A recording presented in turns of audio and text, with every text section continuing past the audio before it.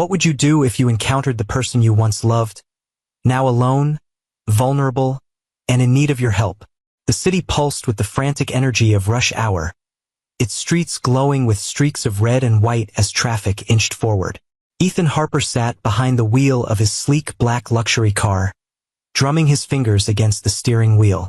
His phone buzzed incessantly on the dashboard, messages from clients, updates from his assistant, endless reminders of tasks awaiting his attention. He exhaled sharply, glancing at his watch. Another meeting, another deal, another relentless race against time. This was his life now. Constant motion, no room to slow down. He rubbed his temples, trying to drown out the symphony of honking, horns, and impatient drivers surrounding him. Just as he reached for his phone, something across the street caught his eye. A woman, struggling with her grocery bags. One slipped from her grasp, sending fruit and cans rolling onto the pavement. She bent down to retrieve them, her movements sluggish, almost strained. Then she wobbled slightly, a hand instinctively cradling her belly. Ethan froze. His pulse skipped. Even with her weary expression and softened features, there was no mistaking her. Lila.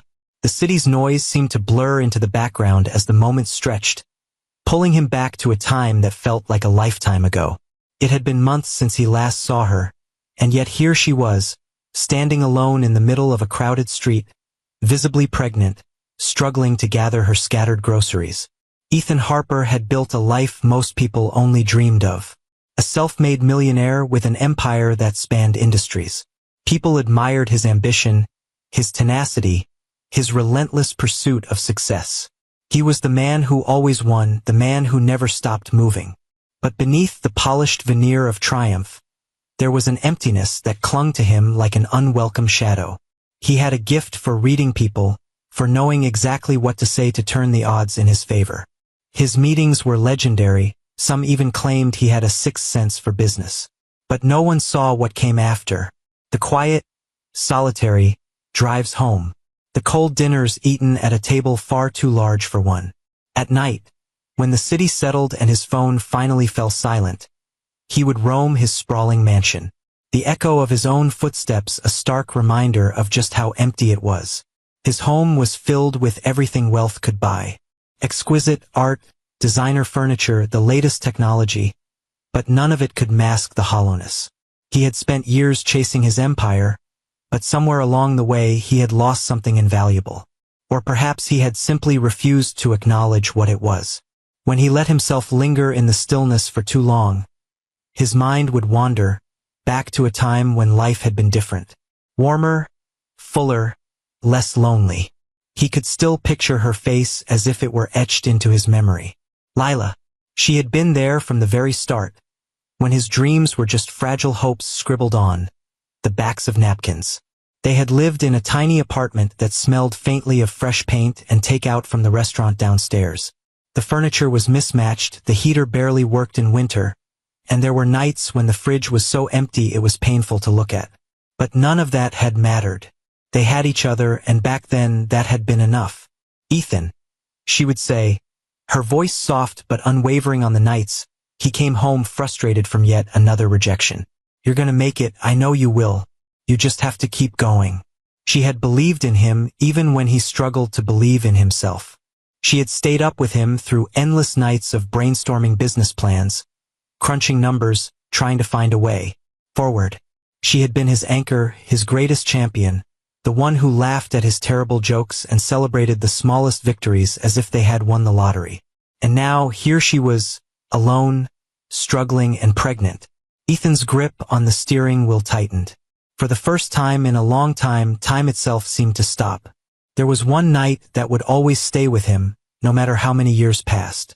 He had come home late, drained from a grueling meeting, his shoulders slumped under the weight of disappointment. Dropping onto the couch, he buried his face in his hands. "Sover Lila," he murmured. "They turned me down again. I don't know how much longer I can keep doing this." She sat beside him, gently pulling his hands away and holding them in hers. "It's not over, Ethan," she said with quiet conviction. "You've faced worse. You'll get up tomorrow. You'll try again. And you'll succeed." Because you always do. When he looked at her then, really looked at her, the crushing weight on his chest lifted just a little. She had always been his anchor, the steady force in a world that never quite stopped shifting beneath him. But things changed. As Ethan's career gained momentum, so did the demands on his time. First, it was just a few late nights. Coming home long after Lila had gone to bed, whispering an apology, pressing a kiss to her forehead, and promising to make it up to her. And she believed him. She always believed him. That's what love was, wasn't it? Trusting even when it hurt. But the late nights became the norm. The murmured apologies turned into rushed justifications. And the promises, so full of hope and good intentions, never seemed to materialize. Ethan was always busy, always reaching for the next deal, the next big break. And Lila, ever patient, ever understanding, found herself slipping further into the background. She never voiced it outright, but the loneliness crept in regardless. It filled the empty spaces, the quiet evenings where she set the table for two but dined alone, the mornings where she reached for him only to find his side of the bed cold, and the weekends, the ones that had once been theirs, gradually disappeared into a blur of networking events and endless phone calls. She told herself it was temporary, that this was just the cost of building a future together. But some nights, she lay awake, staring at the ceiling, wondering when temporary would end. And other nights, the ache in her chest grew so heavy, so suffocating, she could barely breathe. She didn't want to resent him. She knew how hard he was working, not just for himself, but for both of them. So she swallowed her own worries, made space for his dreams, and kept going. But sometimes, in the mirror's reflection, she barely recognized herself. It didn't help that Ethan's world felt further and further removed from hers. As his success grew, so did his circle. Colleagues, clients, and business partners who moved effortlessly through high-end dinners and elite gatherings. Lila stood beside him, smiling, making conversation, but always feeling like an outsider. These were his people, not hers. She could tell by the way they spoke to her. Polite but distant, as though she were merely an extension of Ethan rather than his equal. One evening, after yet another event where she had spent more time with the waitstaff than the guests, she finally voiced what had been weighing on her heart. "Ethan," she said as they stepped inside their home, "do you ever feel like we're living in two different worlds?" He looked at her, surprised. "What do you mean?" he asked, loosening his tie as he headed for the kitchen. She followed, hesitating before speaking again. "At these events, I feel like I'm just there. Like I'm a guest in your life." Ethan frowned, grabbing a bottle of water from the fridge. "That's not true," he said, almost dismissively. "You're not a guest, Lila. You're my partner." "Am I?" she asked softly, and the silence that followed stretched between them like a chasm. He turned to her then, confusion flickering in his eyes. "Of course you are. I wouldn't be here without you." She wanted to believe him. She really did. But the words felt practiced, more reflex than sincerity. And though she longed to tell him how alone she had been feeling, how much distance had settled between them, she was too exhausted to fight for a conversation that might lead nowhere. So, she let it go. With a quiet nod, she turned and headed for bed, leaving him behind, buried in his emails, in his spreadsheets, in a world that no longer felt like it belonged to both of them. But things didn't improve. If anything, they unraveled further. Lila stopped attending events, stopped waiting up for him at night.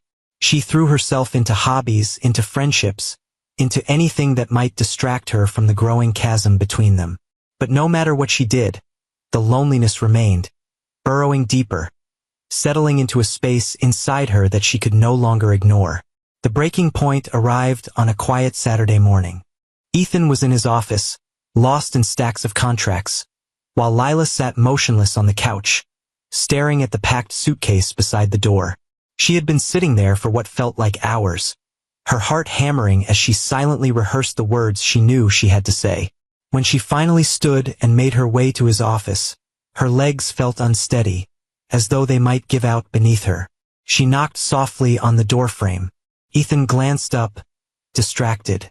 Hey, he said, gesturing for her to wait. Can this hold off? I'm in the middle of something. No, she replied, her voice trembling. Can't. He frowned, setting down his pen, giving her his full attention for the first time in what felt like weeks. What's wrong? She took a deep breath, her hands clenched at her sides. I can't do this anymore, Ethan. His eyes widened, the words landing like a blow. What do you mean? Can't do what? This, she said, motioning vaguely, at the room, at him, at everything between them. I feel like I'm disappearing. Like I'm just waiting for you to see me. And I can't keep living like this. Lila, he started, but she shook her head, cutting him off. I love you, she said, her voice cracking. I always have, but I can't keep sacrificing myself for something that doesn't even feel like it belongs to us anymore. You're building this life, Ethan, but I don't see myself in it. He stood, reaching for her, but she took a step back. Wait, he pleaded, desperation creeping into his tone. We can fix this. I'll do better. It's too late, she whispered, tears slipping down her face. I've been trying, Ethan, for so long and I can't anymore. Before he could say another word, she turned and walked out, her suitcase in hand. The soft click of the door closing behind her echoed through the house, leaving behind a silence that was deeper, emptier than anything Ethan had ever felt before. And just like that, she was gone. He didn't realize he was holding his breath until the sharp honk of a car behind him pulled him back. Ethan blinked, his grip tightening on the steering wheel. For a moment, he hesitated. Should he get out? Should he say something? But then he saw Lila stumble. At first, it was just a slight misstep, her hand reaching out instinctively for support where there was none. Then, almost in slow motion, she collapsed. Her knees hit the pavement, groceries spilling onto the street, rolling away in every direction. Ethan didn't think. He just moved. He stepped out of the car, his feet hitting the pavement. Though he wasn't sure what he was going to say, all he knew was that he couldn't drive away. Not this time. The air felt heavy. Every sound around him muffled as he took an unsteady step forward. Then another. Lila, he called, his voice barely above a whisper, as if saying her name too loudly might shatter the fragile reality before him. She lifted her head slightly, their eyes meeting, and for a moment, a fleeting, breathless moment, the years between them collapsed. But then her expression shifted. Confusion, then recognition, and finally something unreadable. Was it fear? Shame? He couldn't tell.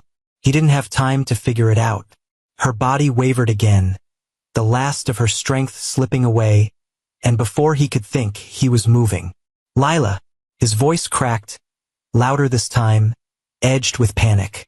He reached her just as she started to collapse, his arms catching her trembling frame. She felt lighter than he remembered, her body limp against his, her breath shallow.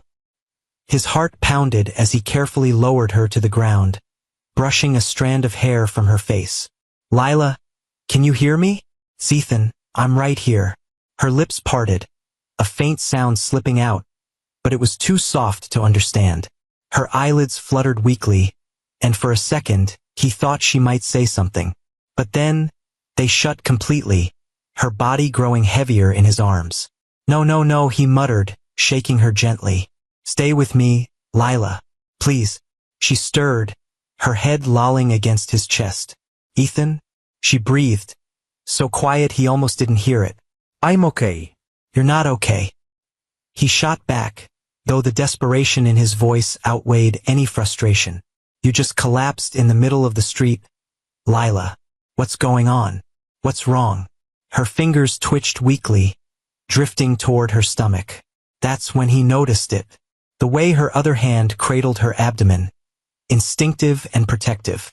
His breath hitched, his chest tightening as the realization crashed over him.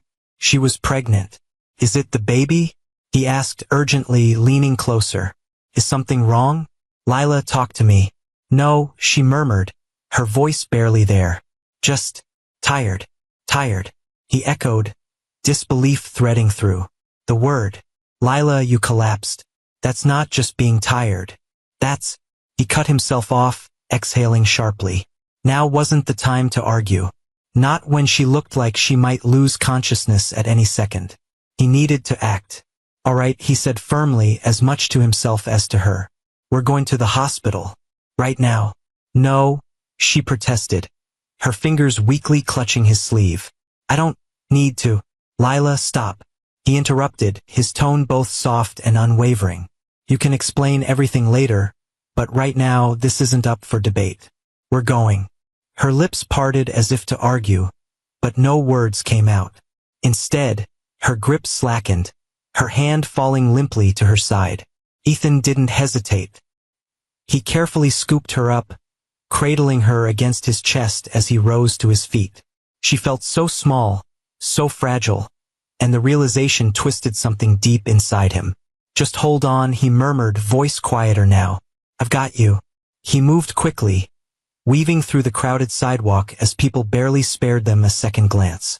The noise of the city faded, drowned out by the singular focus pounding through his mind, getting her to safety. At his car, he managed to open the passenger door one-handed, easing her gently into the seat. He adjusted her carefully, making sure she was as comfortable as possible before shutting the door and hurrying to the driver's side. Sliding in, he stole a glance at her as he started the engine. Her eyes were closed, her hands still resting over her stomach. She looked so vulnerable, so different from the Lila he once knew, the woman who had stood beside him with quiet strength and unwavering determination. Now, she looked like she was barely holding on. Ethan's fingers tightened around the steering wheel, his knuckles turning white as he pulled into traffic. The drive to the hospital felt endless, every red light stretching time unbearably. His thoughts raced, a storm of worry, guilt, and questions. How had it come to this? How had she ended up like this? And why hadn't she told him? His gaze flickered toward her again, his chest clenching as he watched the slow, steady rise and fall of her breathing. Each breath reassured him, but also reminded him of just how fragile she seemed. "Just stay with me," he whispered, though he wasn't sure if he was speaking to her or himself. By the time they pulled up to the hospital, Ethan barely took the time to park, leaving the car crooked near the entrance without a second thought. Ignoring the curious stares, he jumped out and hurried to the passenger side, flinging the door open. He leaned in, his fingers brushing against her cool cheek. "Lila, we're here," he murmured. "Can you hear me?"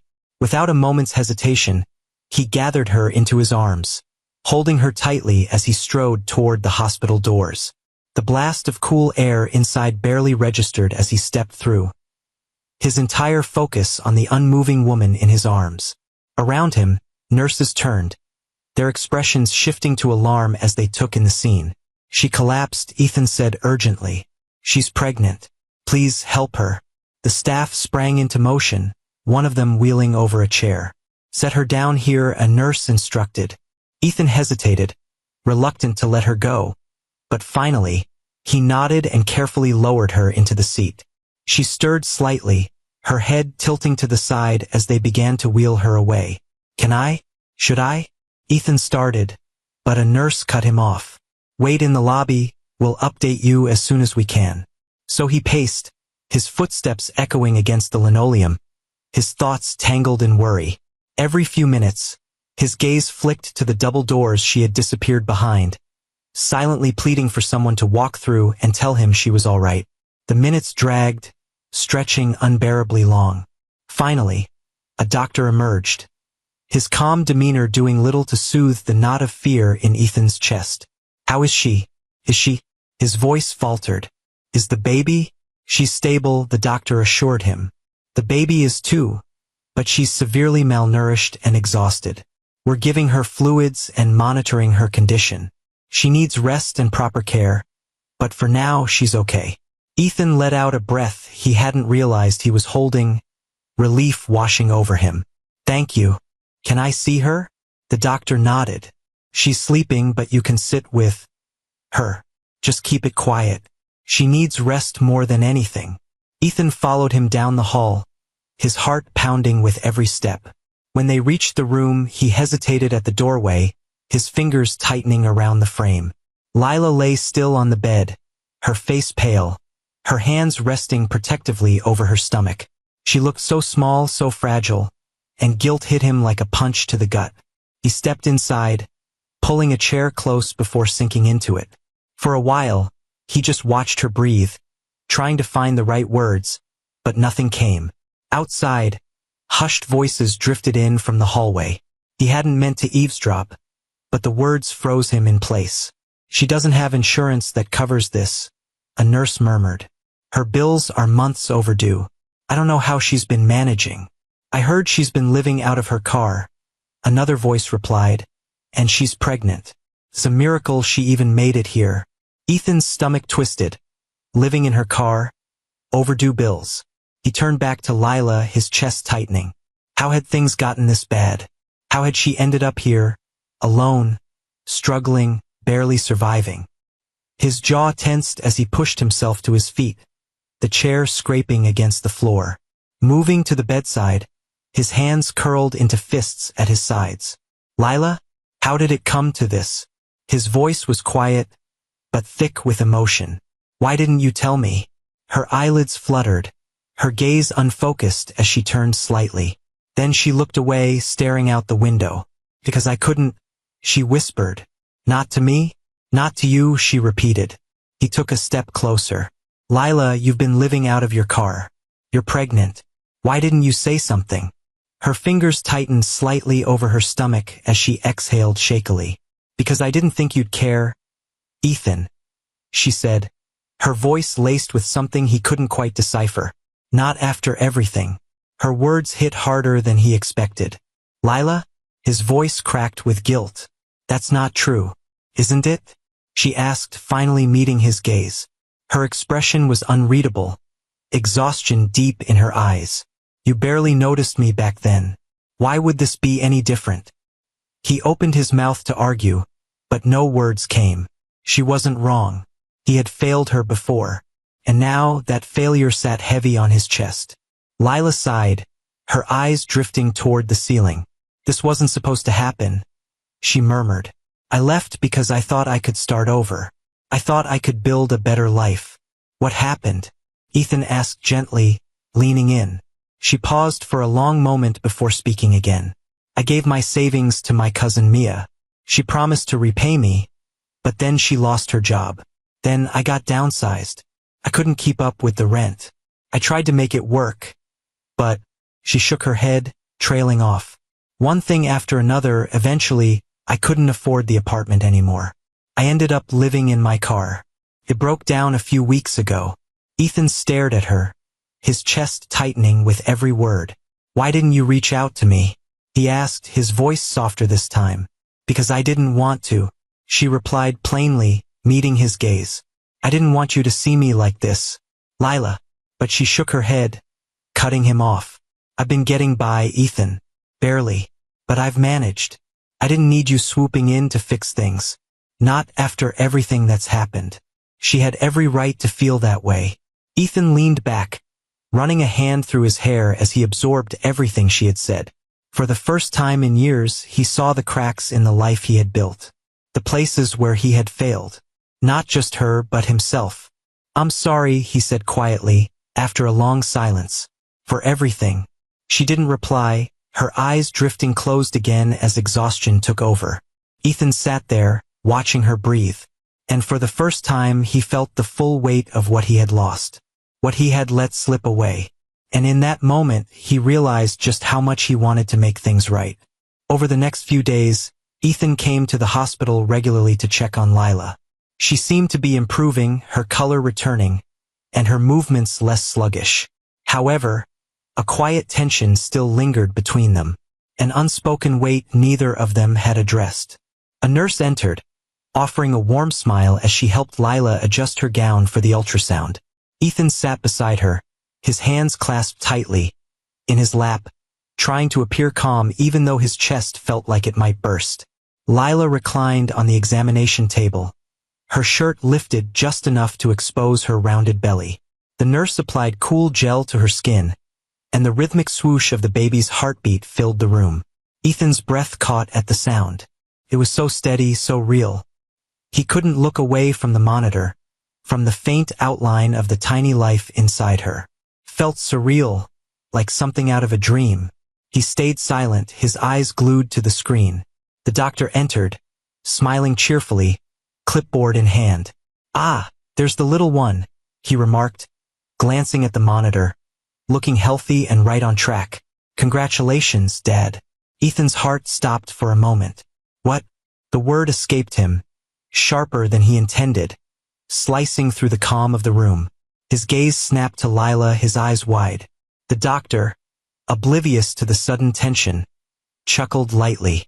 "I said congratulations. You've got a healthy baby in there."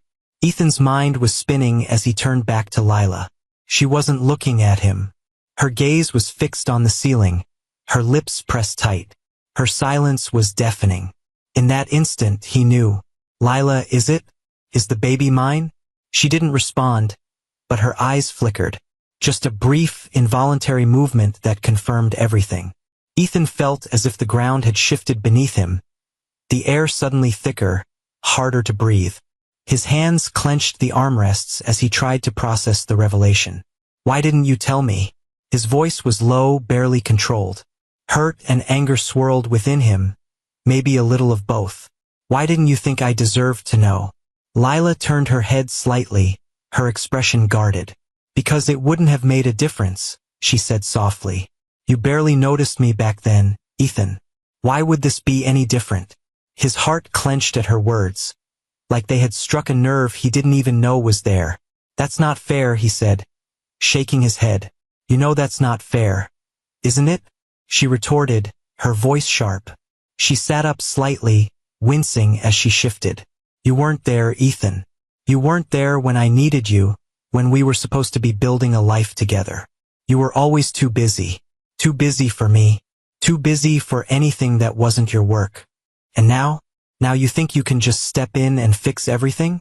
Her words hit him like a wave, leaving him dizzy and unsure of how to respond. A storm of emotions churned inside him, and he struggled to find the right words. How could he make her understand that he wasn't the same person anymore? Or at least that he didn't want to be. "I let you go because I thought that's what you needed," he confessed. "I thought I wasn't enough for you. But now I realize I wasn't even there when you needed me the most. And I'm so sorry, Lila. I truly am." She held his gaze, her face softening just a little, though the tension in her posture remained. "It's not that simple, Ethan," she replied. "This isn't just about saying sorry. It's about responsibility, about showing up. And you can't just show up now and expect me to believe you've changed." "I'm not asking you to believe anything," he said quickly, his voice sincere. "I'm asking for a chance to prove it, to show that I want to be here. Not because I have to, but because I want to. For you and for the baby." Lila studied him for a long moment, her eyes glistening with unshed tears, as though looking for some sign that his words were real. Her voice cracked with raw emotion when she finally spoke. "I can't do this on my own," she whispered, her shoulders slumping, the weight of her vulnerability pulling her down. A quiet cry for help born of exhaustion, fear, and loneliness that had followed her through every night spent alone in her car. "You won't have to," he promised immediately, his voice firm. "I'm here, Lila. Whatever you need, I'm not going anywhere." She gave him a barely perceptible nod, enough to show she was listening. "Okay," she said, her voice worn and tired. "Okay." Ethan felt a strange sense of relief mixed with resolve. It wasn't forgiveness, not yet, but it was something, a chance, a start. He could make things right not just for Lila, but for the life they had brought into the world. He wasn't going to let it slip away again. The following weeks were a blur of changes, most of them driven by Ethan. He didn't know where to begin, but one thing was clear. He couldn't let Lila face this alone, not when he had the means to help, not when he was determined to be the man she and their baby needed. His first priority was finding her a safe place to live. He spent countless hours on the phone with real estate agents, making sure they found an apartment in a quiet neighborhood near the hospital. When he finally took Lila to see it, her reaction surprised him. "It's too much, Ethan," she said, standing in the doorway with her hands protectively covering her belly. "You don't have to do this." "Yes, I do," he insisted, stepping closer to her. Lila, you need somewhere comfortable. I'm not trying to fix everything in one go.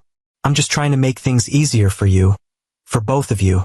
She looked at him for a long moment, hesitation in her eyes. Finally, she nodded. Okay, she said softly. Thank you. But Ethan didn't stop there. He covered the rent so she wouldn't have to worry about mounting bills. And though the grand gestures mattered, it was the little things that began to make a difference. Like trying to cook. It was a total disaster. He had watched a tutorial online, confident he could handle something simple like pasta. But the sauce burned, the noodles stuck together, and the kitchen smelled like smoke.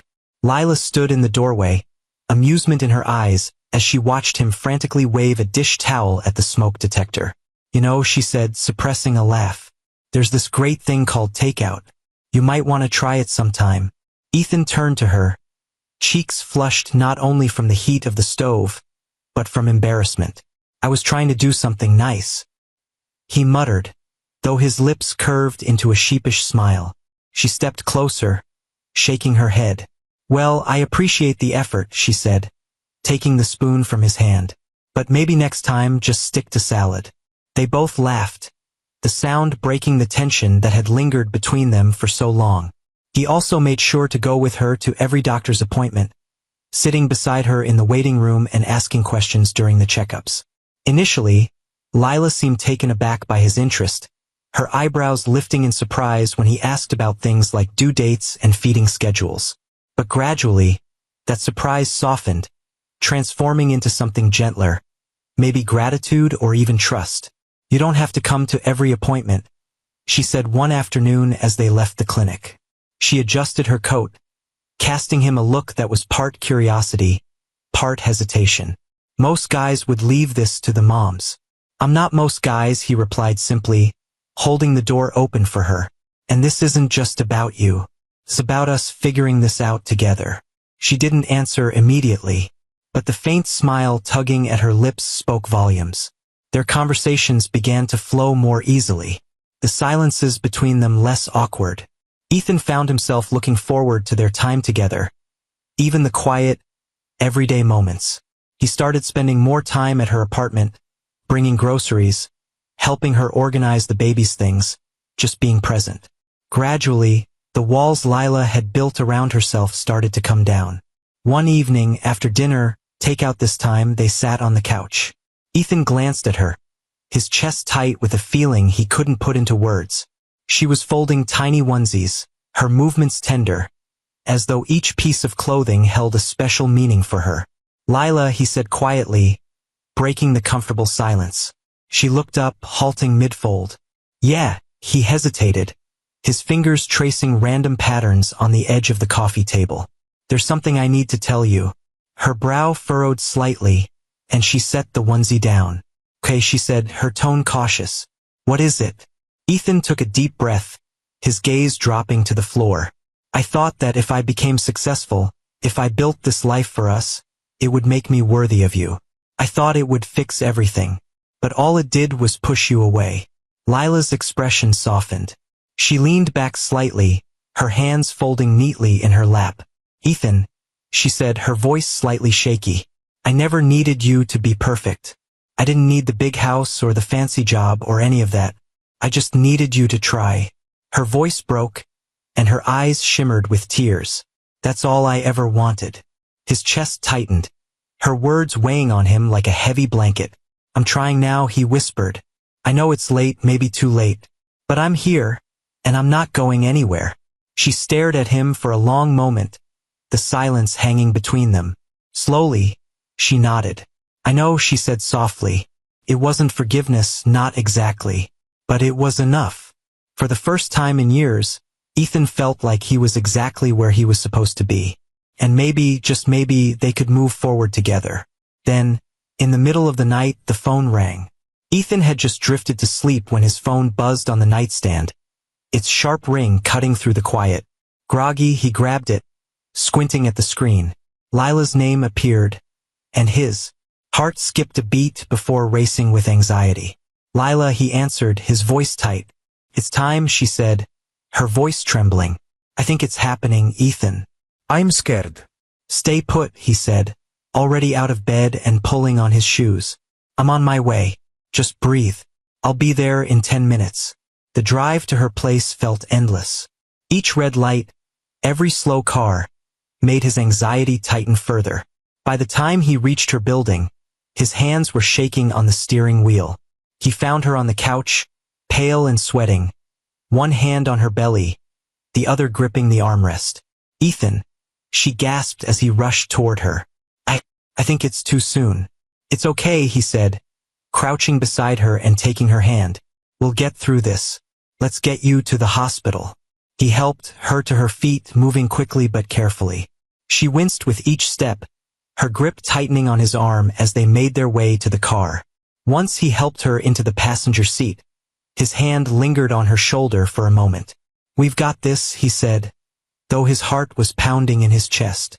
The hospital was a blur of urgent movements and soft voices. Nurses and doctors guided them through hallways and into a delivery room, their directions calm but quick. Ethan stayed close, holding her hand through each contraction. Her grip strong enough to make him wince, but he didn't mind. You're doing great, he whispered, brushing a damp strand of hair from her face. Just a little longer. She shot him a look between breaths. Don't say just a little longer unless you're the one doing this. Ethan chuckled despite the tension in his voice. Fair point, he agreed, but you're still amazing. The hours dragged on in a blur of exhaustion and anxiety, each minute blending into the next. Then, at last, a sharp, piercing cry broke the silence, the first sound of their daughter's voice. Ethan's breath caught as the nurse handed the tiny squirming bundle to Lila. Her face softened in an instant, the exhaustion melting away as she gazed lovingly at the baby. Ethan stood there, overwhelmed by the rush of emotions, the joy, the deep, overwhelming love that tightened his chest and brought tears to his eyes. She's perfect, Lila whispered, tears falling as she touched her baby's tiny hand. Ethan leaned closer, his voice thick with emotion. Yeah, she really is. In that moment, everything else faded. The past, the mistakes, the time apart. All that mattered was the new life they'd created, and the silent vow to do better, to be better, for her. The days that followed were a blur of sleepless nights and steep learning curves. With the same focus he once gave his work, Ethan devoured every parenting book he could find, peppered the nurses with questions, and watched endless videos on newborn care. His first attempt at swaddling the baby was a complete failure. The blanket bunched awkwardly and the baby wriggled free within seconds. How do they make this look so simple in the videos? He muttered, furrowing his brow and trying again. Lila, sipping tea nearby, burst out laughing. You're overthinking it, she teased, setting her cup down. Let me show you. She guided his hands, showing him how to fold the blanket correctly. When the baby was finally swaddled snugly, Ethan grinned with pride. Look at that, he said, glancing at Lila. We make a great team. Don't get cocky, she teased, though the warmth in her smile was unmistakable. They gradually found their rhythm, navigating the chaos of parenthood together. There were sleepless nights filled with feedings and diaper changes, quiet mornings where they shared yawns and laughs over cold coffee, and peaceful afternoons watching their daughter sleep soundly in her bassinet. One night, as Ethan rocked the baby back to sleep after a particularly fussy stretch, Lila appeared in the doorway. She leaned against the frame, arms crossed, a gentle smile on her face. You're good at this, she said softly. Ethan looked up, surprised. I'm trying, he said quietly, not wanting to wake the baby. I still feel like I'm winging it half the time. Welcome to parenthood, Lila said with a soft laugh as she stepped into the room. She stood beside him, her gaze drifting to the baby in his arms. But seriously, Ethan, you're doing a great job. The sincerity in her voice made his heart ache. He looked at her, his expression tender. Thanks, he said. That means a lot.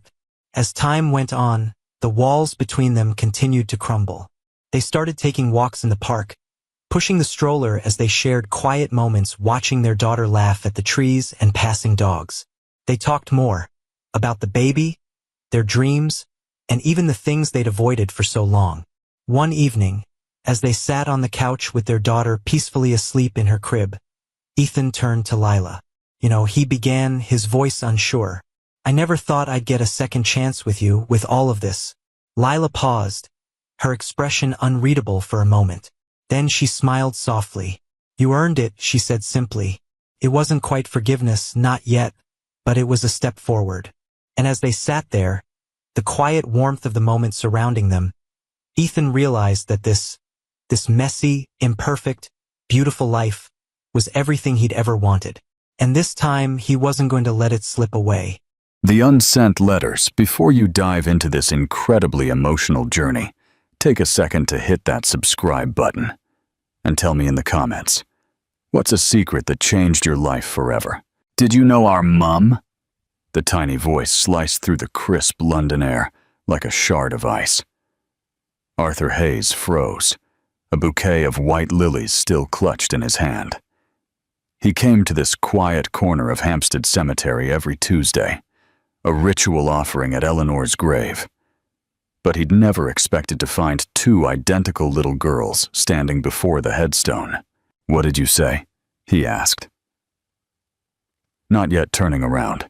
We asked if you knew Eleanor Vance, one of them repeated, a little bolder than the other. She was our mom. Arthur slowly turned. The girls couldn't have been more than 8 years old. Their messy brown hair, worn clothes, and ill-fitting shoes belied something profound in their eyes that were exact replicas of Eleanor's. What are your names? He croaked, his voice thick with sudden emotion. I'm Poppy, the more resolute one said. This is Lily. She paused, then added, And you're Arthur Hayes? The name fell from her lips like a whispered prayer. Arthur felt the ground sway beneath his feet. Who told you that name? Our gran told us before she died, Poppy explained. She said our mom always talked about you, that you were our dad. The lilies slipped from Arthur's grasp, scattering across the damp earth. His heart pounded so fiercely, he was sure the girls could hear it. That's impossible, he mumbled. Eleanor never told me. Because she couldn't find you, Lily interrupted, speaking for the first time. Gran said Mum looked for you loads of times, but you never answered. What Gran?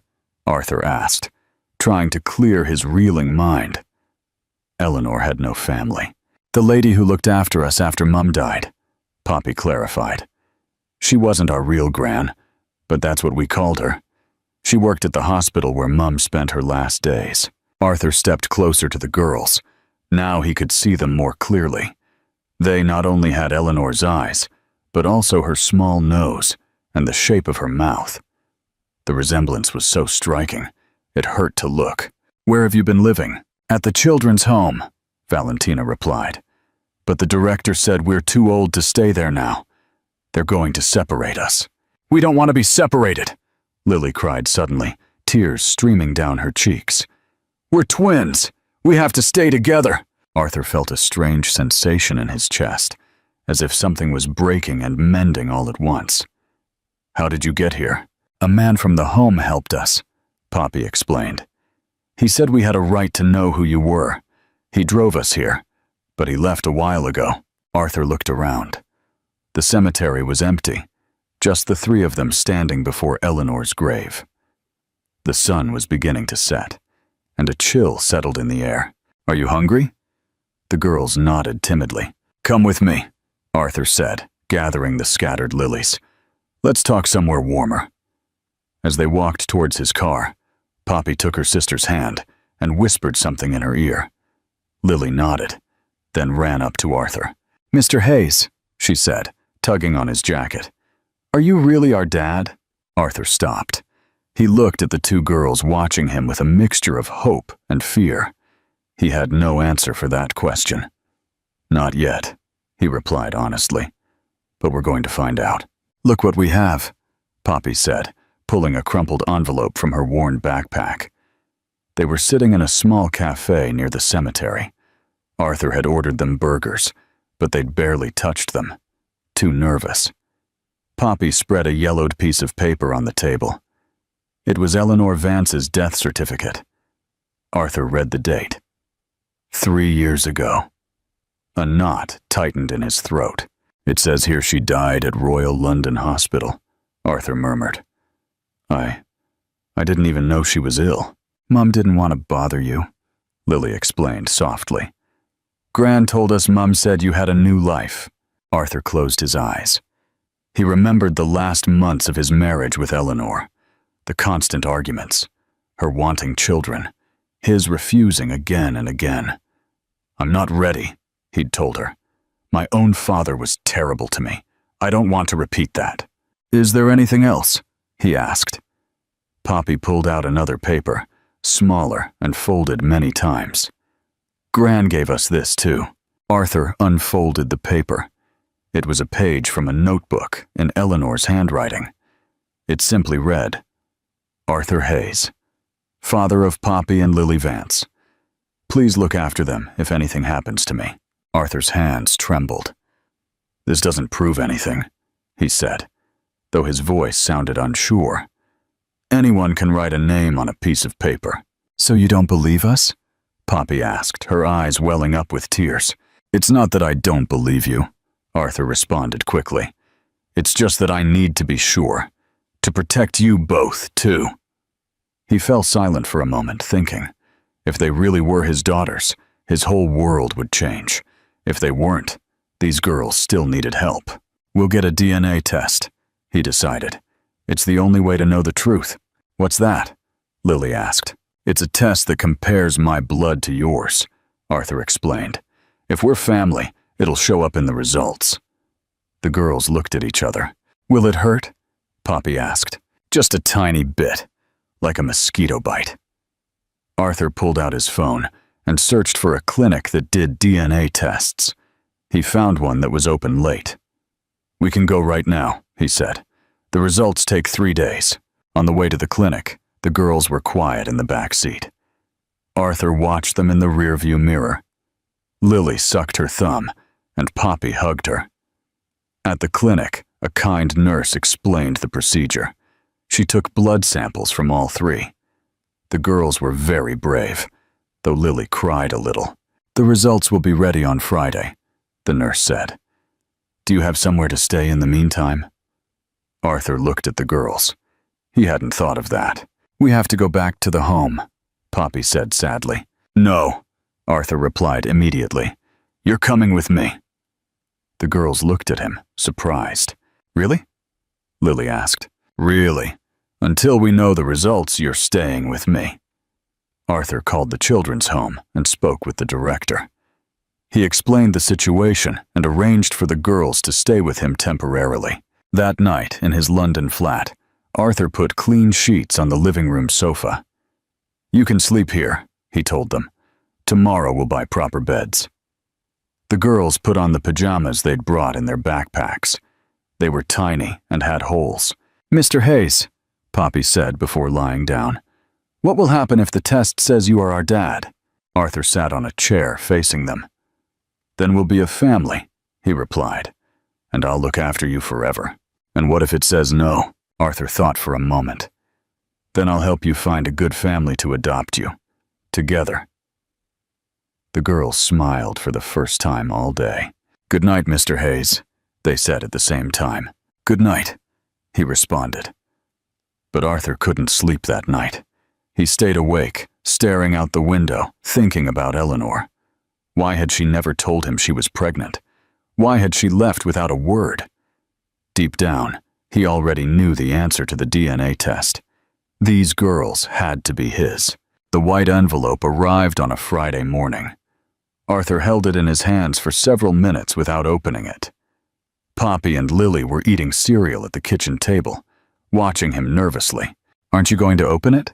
Poppy asked. Yes, right now, Arthur replied, but his hands were shaking. He tore open the envelope and pulled out the results sheet. He read in silence, and his face went pale. What does it say? Lily asked, dropping her spoon into the bowl. Arthur looked up at the girls. It says I'm your father. Probability, 99.9%. The girls looked at each other, then ran towards him. They hugged him for the first time, and Arthur felt his breath catch. We already knew, Poppy whispered against his chest. You have the same eyes as us. But Arthur didn't feel happy. He felt confused and angry. Why did Eleanor never tell me anything? He murmured. Why did she lie to me? That afternoon, while the girls watched television, Arthur began searching for answers. He called some of Eleanor's old friends, but none knew anything about a pregnancy. It was as if Eleanor had vanished from his life without a trace. Then he remembered something. Bethany, his former secretary. She had worked with him during the last months of his marriage to Eleanor. She'd always been very attentive, perhaps too attentive. Arthur found Bethany's number and called her. Arthur? She answered, surprised. What a surprise to hear from you after all these years. I need to talk to you. It's important. They met at a cafe near the office where they used to work together. Bethany had changed little, but seemed nervous. What did you want to talk about? She asked, fiddling with her coffee cup. About Eleanor, Arthur said directly, and why I never knew she'd had my daughters. Bethany went pale. I don't know what you're talking about. Bethany, I just met my daughters. They're 8 years old. Eleanor died 3 years ago, and I never knew anything. How is that possible? Bethany lowered her gaze. I didn't. Tell me the truth, Arthur insisted. I know you know something. Bethany began to cry. She wrote you letters, she finally admitted. Lots of letters. She sent them to the office because she didn't have your new address. What letters? I never received any letters from Eleanor. Because I intercepted them, Bethany whispered. I hid them. I never gave them to you. Arthur felt the blood rush to his head. You did what? I was in love with you, Bethany cried. I'd been in love with you for years. When you got divorced, I thought I had a chance. But if you knew about the girls, you'd go back to her. Arthur stood up from the table so quickly, he knocked over his chair. Where are those letters? I burned them, Bethany sobbed. I'm so sorry, Arthur. I'm so sorry. Arthur walked out of the cafe without another word. He was furious, but also bedazzled. Eleanor had tried to contact him. She had wanted him to know about their daughters, and he'd never had the chance to be there for her. When he arrived home, the girls were doing homework at the dining room table. They looked up when he entered. Are you all right? Poppy asked. You look sad. Arthur sat with them. I just found out something important, he told them. Your mom did try to contact me when you were born. She wrote many letters, but I never received them. Why not? Lily asked. Because a bad person hid them, Arthur explained gently. But now I know the truth. Poppy placed her small hand over Arthur's. Mom always said you were a good man, she said. She said you'd find us one day. She said that? Yes. She told us not to worry, that our dad would look after us when the time was right. Arthur felt his eyes well up with tears. I'm so sorry I wasn't there for you, he said. I'm so sorry I wasn't there for your mom. But you're here now, Lily said. And Mom always said what's important isn't when you arrive, but that you arrive. That night, Arthur stayed awake, thinking about Eleanor. About how she must have felt raising the girls alone. About how she must have waited for his letters. About how she died without knowing if he would ever meet her daughters. But he also thought about Poppy and Lily, sleeping on his living room sofa. They were here now. They were his daughters, and he wasn't going to fail them ever again. What do you think Arthur will do now that he knows the truth? What's the biggest challenge he'll face as a new father? Share your predictions in the comments below. Arthur didn't know how to be a dad. He woke up every morning and saw the girls eating breakfast at his table, but he felt like a stranger in his own home. Do you want more cereal? He'd ask, keeping his distance. Yes, please, they'd politely reply. But they never talked like a real family. Arthur bought them what they needed, took them to the new school he'd found. But he didn't know what else to do. A week after the DNA results, Arthur decided to move to a larger flat. His only had one bedroom, and the girls needed their own space. This will be your room, he told them, opening the door to an empty bedroom in the new place. The girls entered shyly. It was a large room with 2 windows and lots of light. "Can we put our things here?" Poppy asked. "Of course, it's your room." But when the girls opened their backpacks, Arthur realized they had almost nothing. Just a couple of changes of clothes, an old book, and a small photograph. "Is that all you have?" he asked. "At the home, they didn't let us have many things," Lily explained. "They said it was easier for moving." Arthur felt a pressure in his chest. These girls had lived with nothing for years. "Tomorrow, we'll buy everything you need," he promised. The next day, they went to a big shop. Arthur told them to choose whatever they wanted, but the girls only picked the cheapest items. "Don't you want that doll?" Arthur asked, seeing Lily gaze at an expensive doll. "It costs a lot of money," she replied. "We don't want to spend too much of yours." "I'm your dad," Arthur said. "It's my job to spend money on you." But saying those words felt strange in his mouth. "I'm your dad." Was he? Really? Just because the DNA said so? That night, Arthur was working on his laptop when he heard crying. He got up and went to the girls' room. Lily was sitting on her new bed, crying silently. "What's wrong?"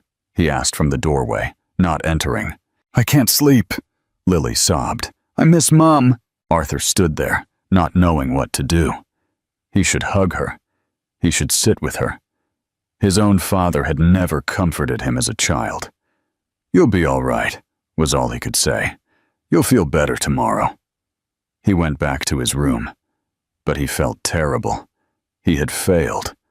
A good father would have known what to do. The next day, while the girls were at school, Arthur found something that surprised him. On Lily's desk was a drawing. It was a family. A woman with long hair, 2 girls holding hands, and a tall man with his back turned, walking away from them. The drawing hit him like a punch. That was what the girls saw. A man walking away, just like all the adults in their lives. When the girls returned from school, Arthur was waiting for them in the living room. "How was your day?" he asked. "Good," Poppy replied. "Our teacher asked us about our family for a project." "What did you tell her?" "That we just found our dad?" Lily said. "But that we still didn't know if we were going to stay with him." The words were like a slap to Arthur. Why did they say that? Poppy looked him directly in the eyes. "Because you don't act like our dad," she said with brutal honesty. "You act as if we're guests in your house." Arthur felt exposed. The girls were right. "I don't know how to be a dad," he finally admitted. "My dad was never good to me. I don't want to hurt you." "But by doing nothing, you do hurt us," Poppy said. "We need to know you want us here." That night, Arthur stayed awake, thinking about Poppy's words. He'd been so worried about not being like his father that he'd forgotten to be any kind of father. He got up and went to the girls' room. They were asleep, but Lily was restless, as if having nightmares. Arthur sat in the chair by her bed. He didn't know what to do, but he wasn't going to walk away. "I'm here," he whispered. "Your dad is here." Lily stopped moving. Her breathing calmed.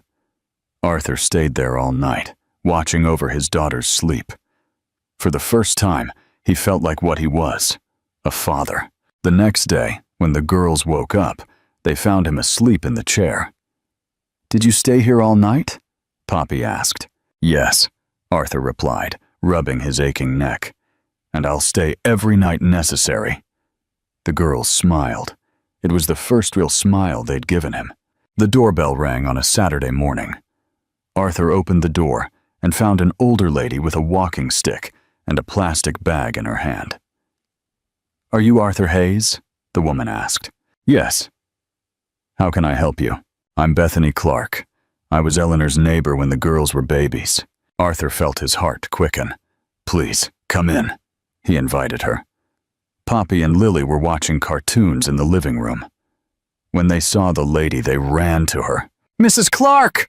Lily cried, hugging her. "My beautiful girls," the lady said, stroking their heads. How are you with your dad? Good, Poppy replied.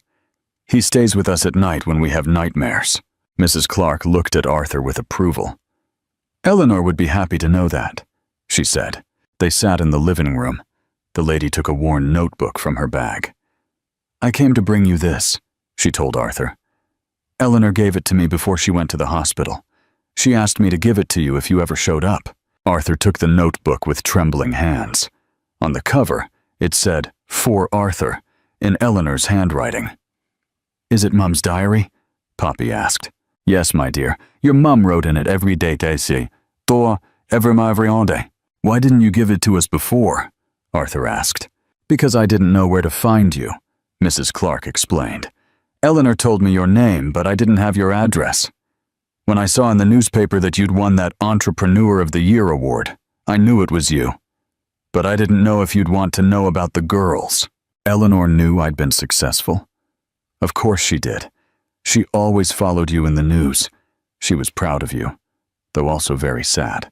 Arthur opened the diary. The first page was dated 8 years ago. Arthur, if you're reading this, it means you finally met our daughters. I know you'll be angry with me for not telling you sooner, but I was scared. Can I read it privately? Arthur asked. Of course, Mrs. Clark said. Girls, do you want to come with me to get some ice cream? Let your dad read in peace. When they left, Arthur sat in his room with the diary. He began to read from the beginning. Eleanor wrote about the pregnancy, about how she'd discovered they were twins, about her fear of telling him. She also wrote about him. Arthur always said he didn't want children, because his father had been terrible. But I saw how he was with children on the street, how his face lit up. He would be a wonderful father if he gave himself the chance. Arthur continued reading. Eleanor wrote about the birth, about the girls' first words, about sleepless nights. The girls have your eyes, Arthur. Poppy is brave like you, and Lily is sensitive like you too, though you don't like to admit it. Every day I talk to them about you. I tell them their dad is a good man, who will one day love them very much. Tears began to run down Arthur's cheeks. Eleanor had raised their daughters alone, but she had never spoken ill of him. On a middle page, he found something that devastated him. I went to your office today. I left a letter with your secretary. I explained everything about the girls. I gave her photos of them. I begged her to give it to you. She promised she would. But 2 months have passed, and you haven't responded. Maybe you don't want to know about us. Maybe it's better this way. Arthur closed the diary and cried out in frustration. Bethany had destroyed more than letters. She had destroyed years of family life. He continued reading. Eleanor wrote about her illness, about her fear of dying, and leaving the girls alone. If something happens to me, I hope Mrs. Clark can find you. The girls need to know who their dad is. They need to know they come from love, even if that love couldn't last forever. The last entry was written in shaky handwriting. Arthur, I'm not angry with you. I understand why you couldn't be here. But please, take care of our girls. They are the best thing we ever made together. They have your heart and my stubbornness. They will be incredible women if someone loves them enough. I know you can be that someone. When Arthur finished reading, he was crying like he hadn't cried since he was a child. He wasn't crying from rage or frustration. He was crying from love and loss. Eleanor had been stronger than he ever imagined. She had raised their daughters with love, patience, and hope. And now he had to continue what she had started. When the girls returned with Mrs. Clark, they found Arthur in the kitchen preparing dinner. Did you read Mum's diary? Lily asked. Yes, Arthur replied, turning to them. And now I understand many things. Like what? Poppy asked. Like your mum loved you more than anything in the world. And like I love you too, even if I'm just learning how to show it. For the first time, Arthur hugged his daughters without fear, and they hugged him back. This is such a powerful moment.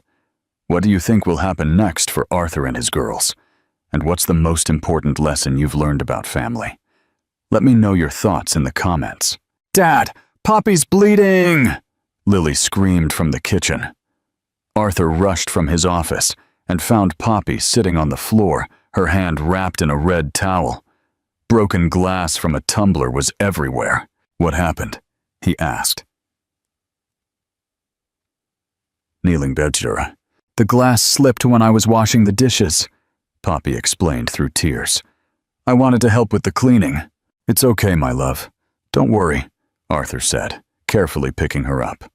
"Let's go to the hospital." At the hospital, she had 4 stitches in her palm. It wasn't serious, but Poppy was scared, and so was Arthur. "Are you the girl's father?" the doctor asked. "Yes," Arthur replied automatically. "How did the accident happen?" Arthur explained about the glass. The doctor wrote everything in a report. "We'll need you to fill out these papers," she said, handing him a folder. "It's standard procedure for minor accidents."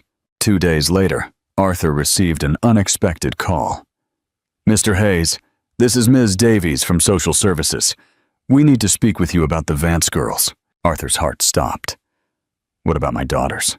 "We received a report from the hospital about an accident. We need to schedule a home visit." "But it was just an accident," Arthur protested. "She was helping with the dishes."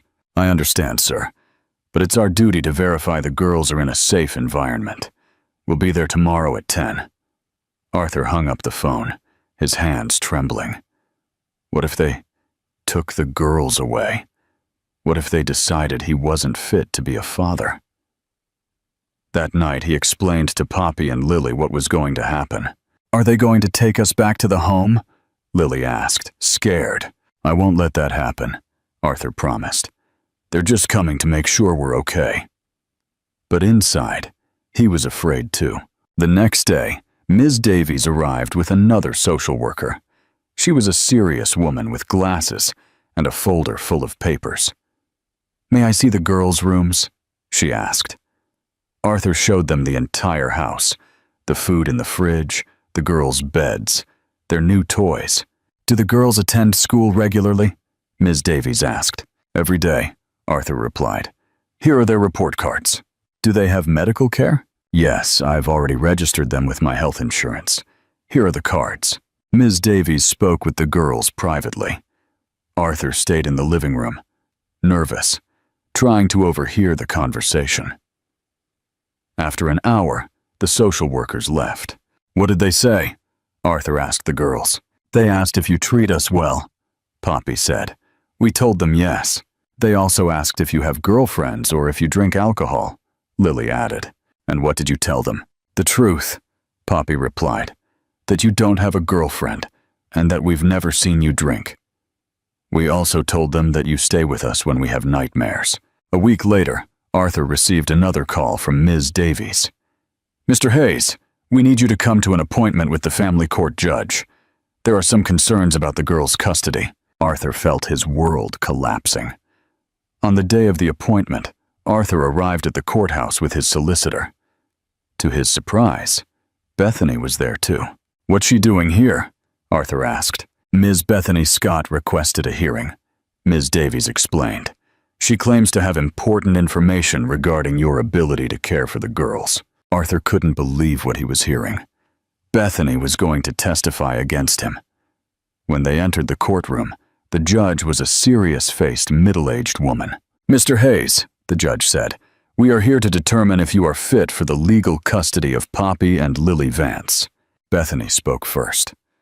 She told the judge that Arthur was an irresponsible man, that he had abandoned Eleanor, that he knew nothing about being a father. "This man refused to have children with Eleanor," Bethany lied. "How can he be a good father now?" Arthur felt his blood boil, but his solicitor placed a hand on his shoulder to calm him. Then it was the girls' turn. The judge called them into her chambers to speak privately. When they returned, Poppy asked to speak. "May I say something, Your Honor?" she asked. "Of course, child." "My dad didn't know we existed because that lady," she said, pointing at Bethany, "hid my mum's letters. But since he met us, he's never left us alone. When I have nightmares, he stays with me. When Lily is sad, he hugs her. Maybe he doesn't know much about being a dad, but he's learning. And we love him." The judge looked at Arthur with softer eyes. Mr. Hayes, these girls clearly love you, but I need to make sure they can be safe with you. I'll do whatever it takes, Arthur responded. They are the most important thing in my life. The judge reviewed the papers on her desk for several minutes that felt like an eternity. Arthur was sweating cold as Poppy and Lily clung to his hands.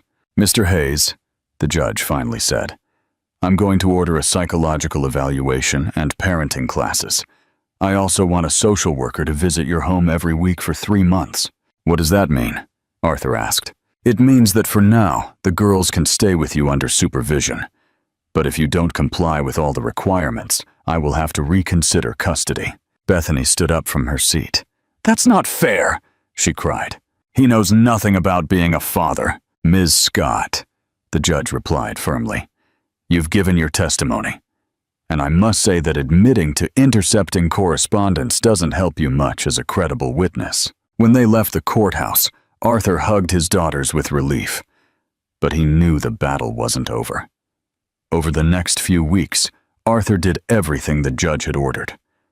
The parenting classes were difficult, but he learned a lot about how to talk to the girls, how to set boundaries, and how to show affection. How was class today?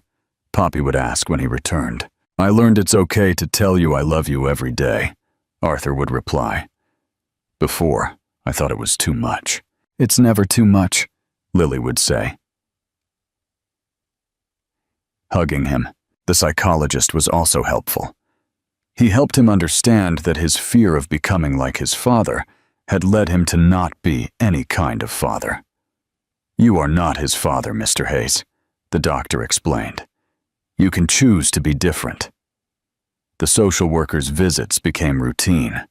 Ms. Davies saw how the girls did homework, how they ate dinner together, how Arthur helped them bathe and put them to bed. The girls look happy, she admitted after the 6th visit. They've improved a lot in school, but one night, Mrs. Clark called, very agitated.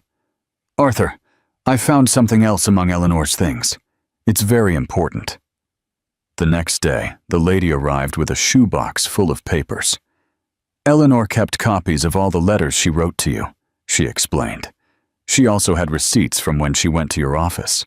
Arthur reviewed the papers. There were copies of 15 letters addressed to him. In each one, Eleanor told him about the pregnancy, about the girl's birth, about how they were growing up. There was also a taxi receipt from the day she went to his office, and a note that said, Letter delivered to Secretary B. Scott, March 15th. This is evidence, Arthur's solicitor said. It proves that Eleanor did try to contact him, and that Bethany knew about the girls from the beginning. Can we use it in court? Absolutely. This changes everything. The final hearing was 2 weeks later. This time, Mrs. Clark came as a witness. She brought the box of papers and told the whole story. Eleanor came to my house crying the day she went to the office, she testified. She told me she had left a letter with the secretary and that the woman had promised to give it to Arthur. Eleanor waited for months for a reply that never came. The judge examined the letters carefully. Bethany looked smaller and smaller in her seat. Ms. Scott, the judge said, do you have anything to say about these letters? Bethany did not respond. Then the judge called the girls again. This time, Lily asked to speak. Your Honor, she said in her clear little voice, my mom told us that our dad was good, but that sometimes good people need time to find their way. I think my dad has found his way now. He loves us, and we love him. The judge smiled for the first time in the entire process. Poppy, what do you think? I think my dad isn't perfect, Poppy replied honestly. But every day he tries to be better. He learns with us, and when he sees us cry, he cries too. That tells me he truly loves us. The judge closed the folder. I have made my decision, she announced. Mr. Hayes, I grant you full and legal custody of Poppy and Lily Vance. The evaluations show that you have made significant changes in your life to be the father these girls need. Arthur couldn't hold back his tears. The girls ran to him and hugged him. "We won, Dad!" Lily cried. "No, my love," Arthur replied. "We didn't win. We found each other." For the first time in his life, Arthur felt complete. He was officially the father of Poppy and Lily. There were no more doubts, no more fears, no more separations. They were a real family. Amazing. Arthur has his daughters. But what comes next for their family? Hit that like button if this story touched your heart, and leave a comment sharing what family means to you. 3 months after the trial, Arthur made a decision that surprised everyone. "You're selling the company?" his business partner asked, incredulous. "But we just won the biggest contract of the year." "I'm not selling all of it," Arthur explained. "Just my majority share. I want more time for my daughters." It was true. Since gaining legal custody, Arthur had realized that working 12 hours a day wasn't what he wanted for his new life. "Are you sure?" his partner insisted. "You'll lose a lot of money." "I'll gain a lot of time," Arthur replied. "And time with them is priceless." That afternoon, Arthur arrived home early. The girls were doing homework at the dining room table. "Why are you home so early?" Poppy asked. "Because I have a surprise for you," Arthur said, sitting with them. "Remember you've asked me about the house where I used to live with your mom?" The girls nodded. They had seen photos of that house in Eleanor's diary and were always curious. "Well, I found it, and I'm going to buy it." "Really?" Lily cried, jumping from her chair. "Really? Do you want to go see it?" The house was in a quiet neighborhood, with large trees and small gardens. It wasn't luxurious like the flat they lived in now, but it had something special. "This is where you lived when you were little," Arthur told them as they walked up the front path. The front door was blue, just like in the diary photos. Arthur took out the keys the estate agent had given him. "This was the living room," he said, opening the door. It was a cozy space with a fireplace and large windows. The girls ran through the house, exploring every corner. "Dad, come and see," Poppy cried from the back garden. Arthur went out and found the girls standing by an apple tree. "Mom told us about this tree," Lily explained. "She said one day we'd eat the apples together." "Do you like the house?" Arthur asked. "We love it," they replied at the same time. "Then we're moving next month." But moving meant more than changing addresses. Arthur sold most of his expensive furniture and bought simpler things. He painted the walls with colors the girls chose, yellow for their room, green for the kitchen. "Don't you miss your fancy flat?" Poppy asked one afternoon, as they assembled a new table. "Not at all," Arthur replied. "This place has something my flat never had." "What?" "It has history. It has love. Your mom lived here. You were born here, in a way." "How were we born here?" Lily asked, confused. "Because this is where your mom dreamed of you before you existed," Arthur explained. In her diary, she wrote that she would sit in the garden and imagine playing with her daughters under the apple tree. The first night in the new house was special. Instead of separate beds, the girls asked for bunk beds. "We want to be closer," Poppy explained. "At the home, we always slept together. And what if one of you wants privacy when you're older? Then we'll see," Lily replied. "But for now, we want to be together." Arthur tucked them in and read them a story. It was something he had learned in parenting classes and now did every night. "Dad," Poppy said before he turned off the light, "do you think Mum would be happy to see us here?" Arthur sat in the chair between the two beds. "I think she'd be more than happy," he replied. "I think she'd be proud to see how much you've grown and to see that we are finally a family." "Do you like being our dad?" Lily asked. "It's the best thing that's ever happened to me," Arthur replied honestly. "Before I met you, I had many things, but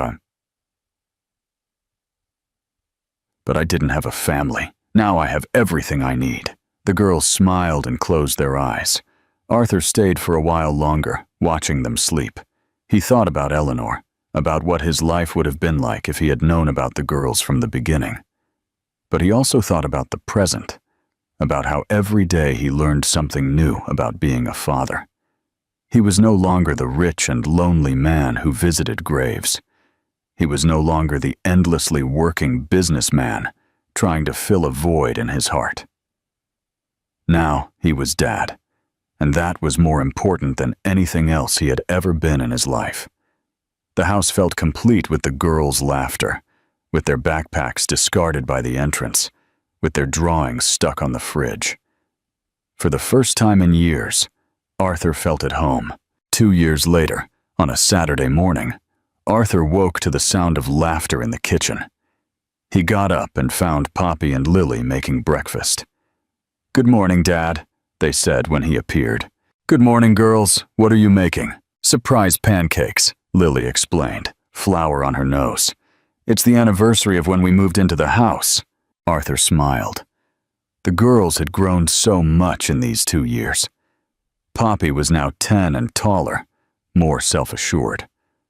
Lily was still the more sensitive, but she no longer cried every night. "Do you remember what day today is, too?" Arthur asked. The girls looked at each other and then smiled. "Time to visit Mom," Poppy replied. It was a tradition they had started a year ago. Every month, the 3 of them went to the cemetery together to bring flowers to Eleanor. It was no longer sad, like when Arthur went alone. Now, it was like a family visit. After breakfast, they got dressed and went to Mrs. Davis's flower shop, who already knew them. "The usual flowers?" the lady asked.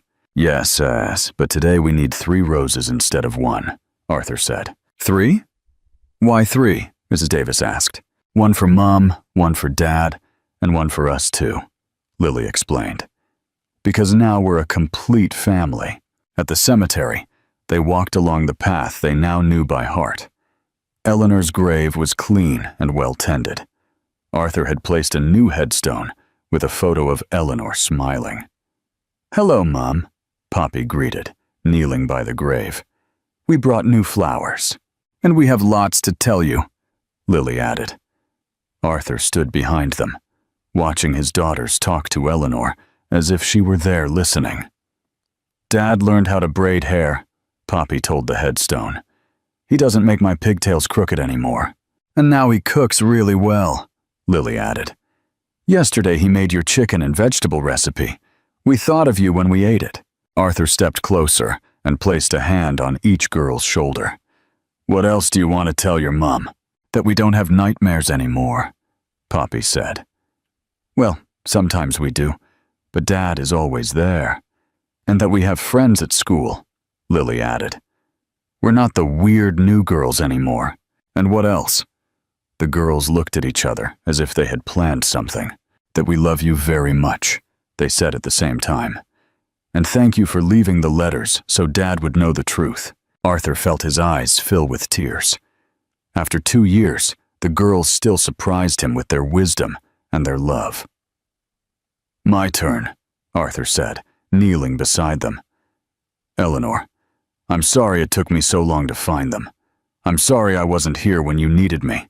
But I want you to know that I'm taking good care of our daughters." "You said our daughters," Poppy noticed. "It doesn't say the girls or them anymore," Arthur explained. "Because now we know we're a real family. Your mom and I made you together, and even though she's not here anymore, we're still your parents together." They placed the 3 roses in the grave's vase, a red rose for Eleanor, a white rose for Arthur, and a yellow rose for the girls. "They look pretty together," Lily said. "Like us," Poppy added. When they stood to leave, Lily turned one last time. "Mom, we found you," she whispered.